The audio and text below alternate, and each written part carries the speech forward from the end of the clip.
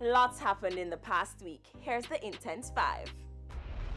Popcorn is taking over Ghana. Yep. He's been meeting the people, visiting historical sites, and he even bought a house over there. You go, Papi. Wow. Pure drama in the palace. Prince Harry and Meghan have decided to step away from being senior royal members.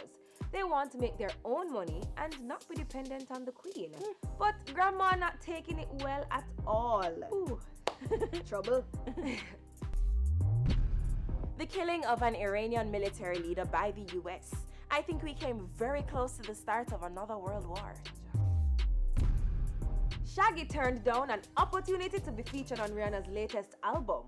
He said that while he has nothing against her, he would prefer to give the younger artists a chance.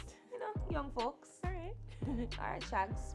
And finally holding the spot this week, Coffee will be performing not only at Coachella, but she'll be performing during the Super Bowl weekend alongside Squash, Shensia, and Cardi B, just to name a few. Wow! Go girl! Full of Jamaicans, man! I know! That's it for the Intense 5 this week. Remember, if anything intense happens in your area, send a DM to our IG page at TVJ Intense.